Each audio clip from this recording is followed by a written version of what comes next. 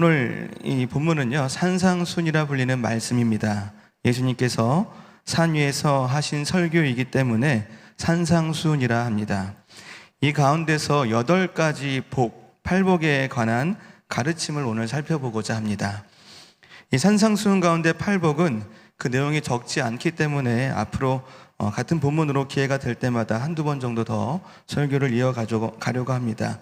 그래서 오늘은 먼저 예수님께서 팔복에 관하여 말씀하시는데, 과연 이 예수님께서 말씀하시는 복의 개념과 성경이 말하는 복의 개념이 무엇인지 알아보고자 합니다. 예수님은 당시 예수님께로 모여들었던 이 무리를 향해 가르침을 주시는데, 먼저 복이라는 주제로 가르침을 시작하십니다. 우리는 이때의 상황과 배경을 좀 이해할 필요가 있습니다. 먼저 갈릴리라는 지역의 위치가 어디인지 우리가 알 필요가 있습니다. 갈릴리는 유대 지역의 가장 북쪽 끝에 위치하고 있습니다. 사진 좀 한번 볼 수 있을까요? 네. 그래서 그림에서 보면 알 수 있듯이 유대 지역의 가장 위쪽에 있고, 이 사방에 수리아, 베니게, 데가볼리, 사마리아, 이렇게 이방인들과 또는 혼혈 민족이 주변에 있는 그런 지역입니다. 그리고 이 지역에 살아가고 있는 대부분의 유대인들은 이 로마 사람들의 소장농으로 살아가고 있었습니다. 경제적으로 어려웠던 유대인들이 대부분이라는 이야기입니다. 계속 좀 보여주셔도 될 것 같습니다. 아울러 이 지도를 보면 아시겠지만, 이 바다처럼 넓은 저 갈릴리 호수를 중심으로 많은 이방인들이 왕래하던 무역의 중심지였습니다. 그래서 유대 북쪽에 위치한 이 갈릴리는 이방의 땅으로 불렸습니다. 당시 갈릴리는 지도에도 나와 있지만요, 수리아, 베니게, 데가볼리, 사마리아 등 이방인과 또 이방인 취급을 당하는 사람들에게 둘러싸여 있고, 그 해변길은 국제도로로 사용되고 있습니다. 그래서 이방인들에게 자주 침략을 받는 흑암의 땅이라고 이야기합니다. 해안 지역인데다가 이방인들이 왕래하던 곳이니 당연히 문화적으로도 그리고 영적으로도 어두운 것이었습니다. 우리 마태복음 4장 15절하고 16절을 한번 펴보시겠습니다. 이 말씀을 보면요, 정확하게 이 갈릴리라는 땅이 어떤 땅인지 한 번 더 정확하게 우리가 확인할 수 있습니다. 한번 같은 목소리로 읽어보도록 하겠습니다. 스불론 땅과 납달리 땅과 요단강 저편 해변길과 이방의 갈릴리여, 흑암에 앉은 백성이 큰 빛을 보았고 사망의 땅과 그늘에 앉은 자들에게 빛이 비치었도다 하였느니라.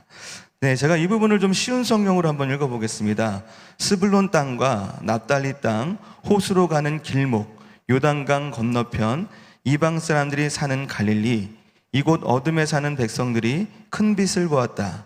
죽음의 그늘과 같은 땅에 앉아있는 사람들에게 빛이 비치었다.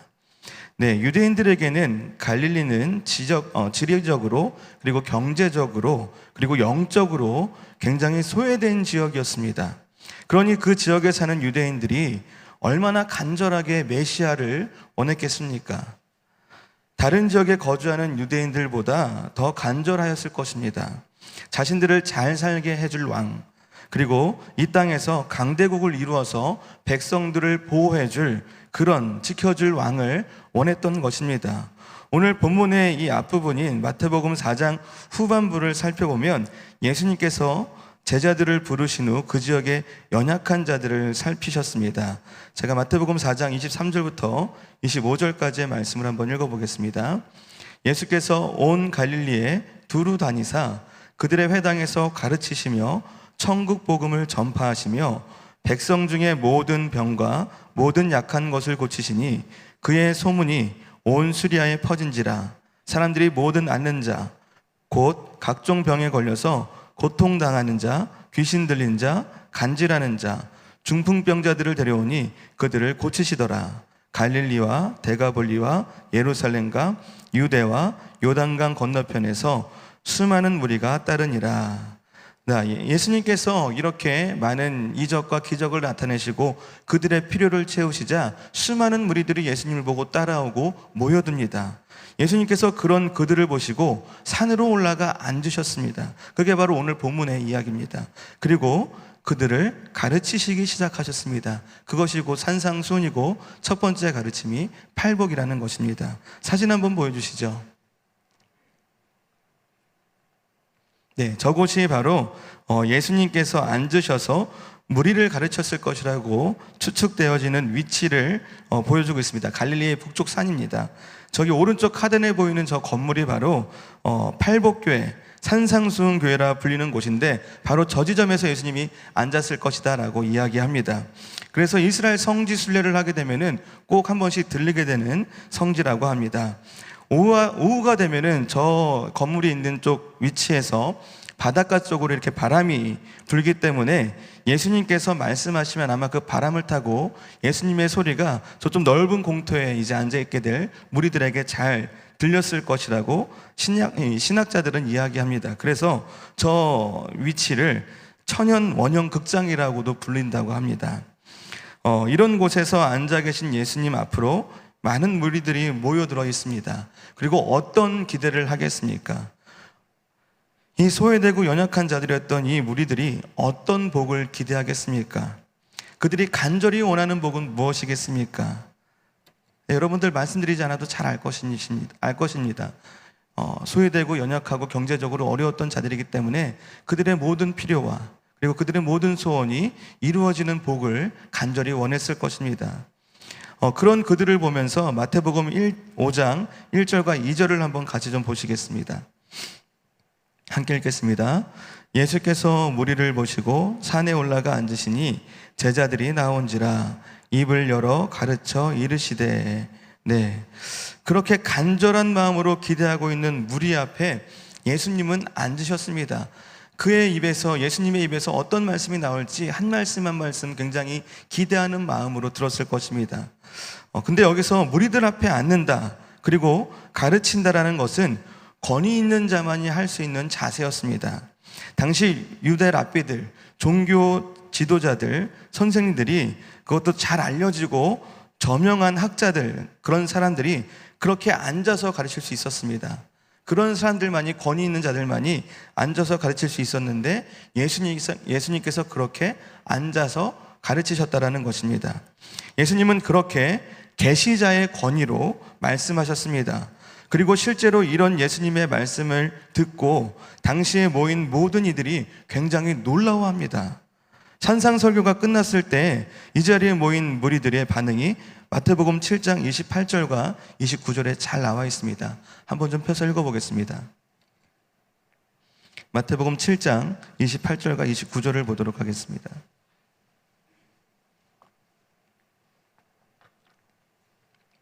이 산상설교가 끝났을 무렵에 거기에 모인 무리들이 보인 반응입니다. 같이 읽겠습니다. 예수께서 이 말씀을 마치심에 무리들이 그의 가르침에 놀라니 이는 그 가르치시는 것이 권위 있는 자와 같고 그들의 서기관들과 같지 아니함일러라. 아멘. 무리들이 예수님의 가르침에 굉장히 놀라워했습니다. 그들의 기대와는 과연 부합하는지 부합하지 않는지는 모르겠으나 그 말씀의 내용이 너무나 놀라웠기 때문에, 너무나 권위 있었기 때문에 다들 놀란 것입니다. 심지어는 당시 권위자라 여기던 서기관들과 전혀 결이 달랐다라고 이야기합니다. 그럴 수밖에 없지요. 하나님의 독생자 아들이신 예수님께서 선포하신 하나님의 말씀이기 때문에 그렇습니다. 우리가 흔히 말하는 원저자 직강이죠. 얼마나 권위가 있고 얼마나 그 뜻이 심오했겠습니까? 얼마나 큰 울림이 있었겠습니까? 이렇게 놀라운 영적 권위를 가지고 예수님께서 그들이 원하는 복에 대하여 말씀을 하십니다. 그런데 예수님께서 말씀하시는 복은 그들이 생각하는 복, 그들이 기대하는 복과는 너무나도 다른 내용의 것이었습니다. 가난한 자는 복이 있고, 애통하는 자는, 우는 자는 복이 있고, 온유한 자는, 착한 사람은 복이 있고, 의에 줄이고 목마른 자는 복이 있고, 긍휼히 여기는 자는 복이 있고, 마음이 청결한 자는 복이 있고, 화평하게 하는 자는 복이 있고, 또 의를 위하여 박해받는 자는 복이 있다라고 예수님께서 말씀하십니다. 거기에는 전혀 이 예수님 앞에 모인 무리들이 기대하고 원하는 복의 모습들은 보이지가 않습니다. 그들이 꿈꾸었던 그리고 복받은 인생의 개념이 도무지 찾아볼 수가 없는 것입니다. 그들이 원하는 복을 소유할 수 있는 방법도 없습니다. 일반적인 인생들이 원하는 복이 아니었는데 우리 예수님께서는 이것이 복이다라고 지금 말씀하고 계십니다. 이렇게 당시 대중들이 원하는 복과는 조금 다른 개념의 복을 말씀하실 때 눈여겨봐야 하는 장면이 있습니다. 아까 우리가 5장 1절과 2절을 읽었는데 그 1절을 자세히 보면요, 예수님께서 무리를 보시고 산에 올랐을 때, 예수님께서 앉으셨을 때, 예수님이 이제 막 가르침을 전하시려고 하실 때 예수님 앞으로 나온 자들이 있었습니다. 누구입니까? 바로 제자들입니다. 마태복음에서 자주 대비되는 두 분류의 사람들이 있습니다. 무리와 제자입니다. 무리는 예수님이 보여주시는 이적과 기적과 유체적인 그 채워주심에 뜨겁게 반응하다가 그것들이 보여지지 않으면 또는 그들의 기대에 미치지 못하면 그냥 사라지고 식어버리는 그런 부류들이 무리였습니다. 그리고 제자들은 끝까지 예수님을 따라가고 예수님의 말씀에 순종하는 부류였습니다. 예수님께서는 거기 모인 모든 무리들에게 말씀하셨겠지만 특별히 더욱 예수님 앞으로 나온 제자들에게 초점을 맞추어서 염두하시면서 이 팔복의 내용들을 가르치셨다라는 것입니다. 우리도 이 땅을 살아가면서 예수님 앞에서 많은 복을 바랄 것입니다. 오늘 본문에 보여지는 무리들처럼 삶의 여러 문제들과 또 어려움들이 해결되어지기를 바라고 경제적인 자유와 또는 신분적 상승을 원하며 그것을 복이라고 생각할 때도 왕왕 있습니다. 실제로 우리는 하나님이 복 주셔서 나에게 이렇게 많은 것들을 소유할 수 있도록 허락하셨다라고 간증하기도 하고 또 이야기하기도 합니다. 이러한 것들도 물론 복입니다. 복이기는 합니다. 그러나 예수님께서 예수님을 따르는 제자들에게 그리고 이 시간 여기 모인 계산의 성도 여러분들에게 영적으로 좀 더 높은 수준의 높은 차원의 복을 말씀하고 계시는 것입니다. 정확히는 복된 상태가 어떤 상태인지를 당시 무리를 포함한 제자들에게 그리고 우리에게 이 팔복의 설교를 통하여 가르쳐주고 계십니다. 오늘 산상수훈에서 말씀하시는 8가지의 복이 무엇인지 구체적으로 살펴보기에 앞서서 그래서 우리는 성경이 말하는 복의 개념이 무엇인가 알 필요가 있습니다. 그래서 한번 성경이 말하는 복이 무엇인지 찾아보고 좀 살펴보도록 하겠습니다. 우리 먼저 시편 1편을 좀 펴보시겠습니다.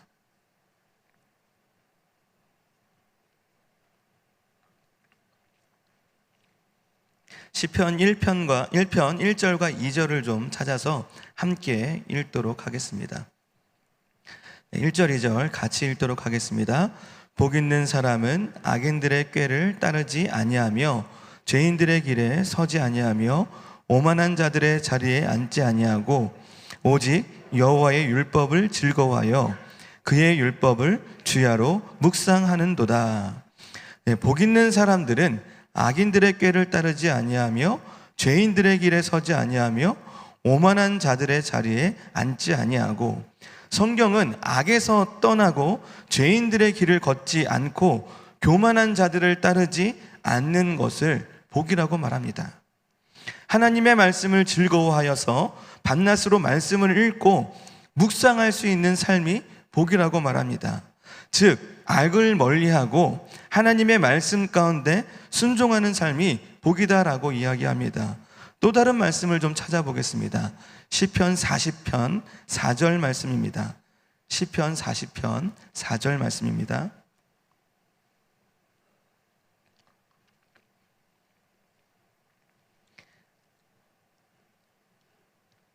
네, 같이 읽겠습니다.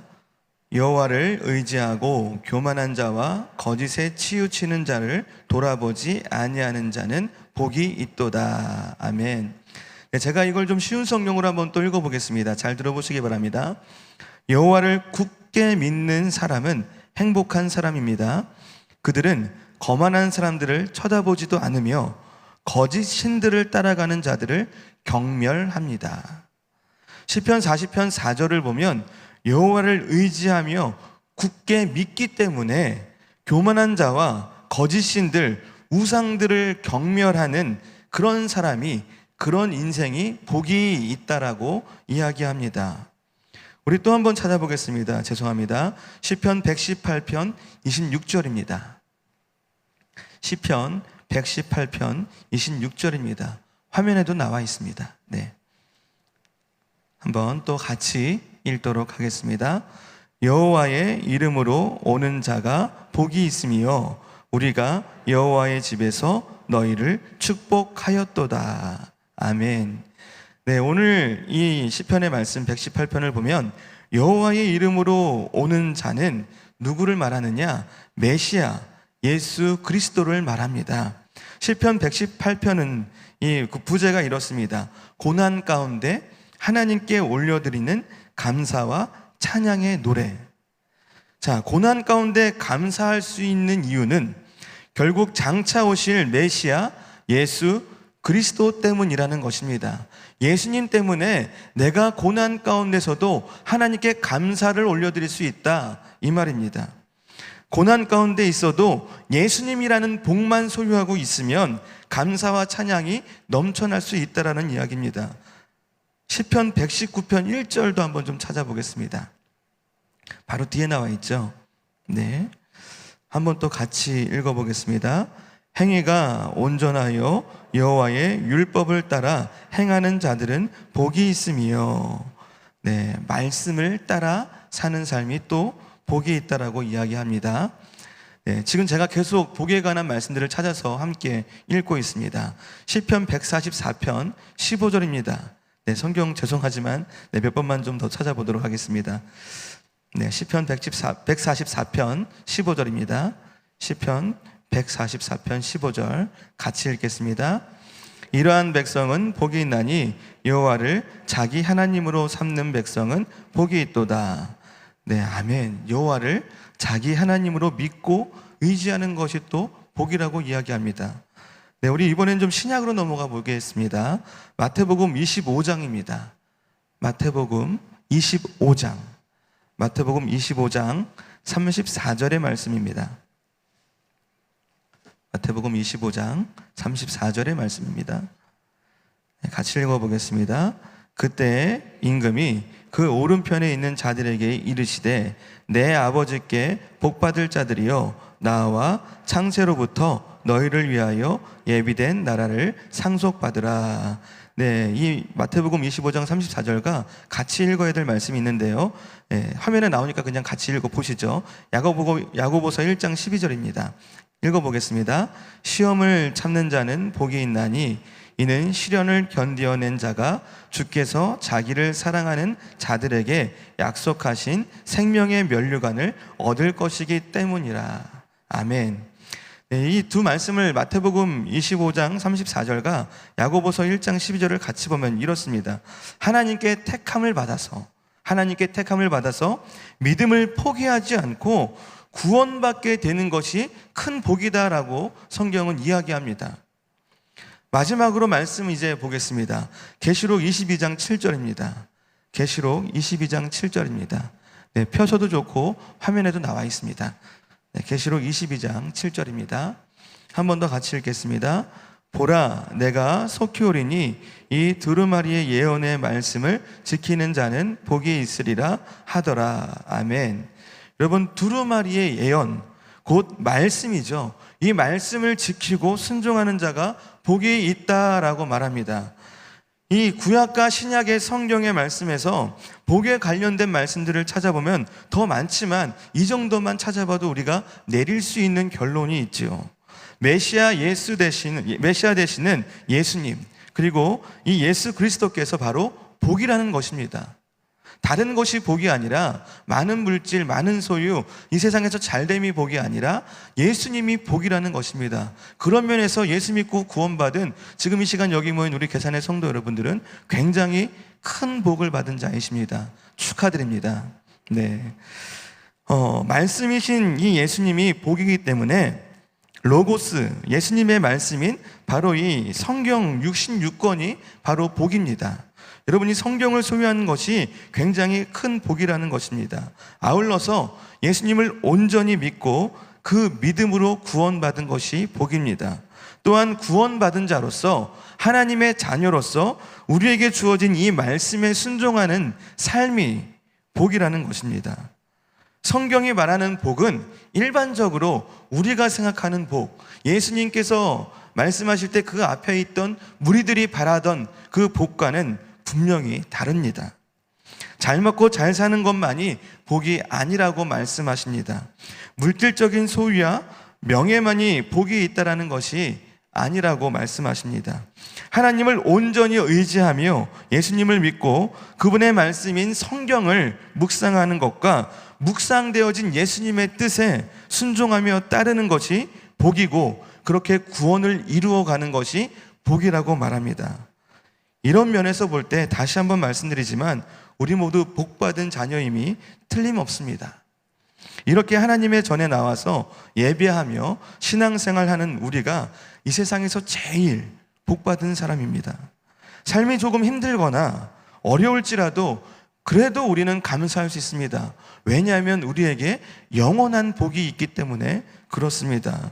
우리는 모두 매일매일 이러한 참된 복을 경험하고 누리기를 축원드리겠습니다. 예수님께서는 우리가 이 세상의 무리 가운데서 구별된 제자로 살아가며 이런 복을 더욱더 사모할 수 있기를 원하셨습니다. 그래서 예수님이 앞으로 나온 그 제자들을 향하여 더 강조하시면서 말씀하셨고, 오늘 이 자리에 나오신 여러분들에게 오늘 이 마태복음 5장 1절부터 12절의 말씀으로 강조하고 계시는 것입니다. 그래서 오늘 본문을 통하여 이렇게 말씀하십니다. 가난하고 애통해하는 사람이 되어라. 온유하고 의에 줄이고 목마른 사람이 되어라. 긍휼히 여기는 사람이 되고 마음이 청결한 사람이 되고 화평케 하는 사람, 의를 위하여 박해받는 사람이 되어라.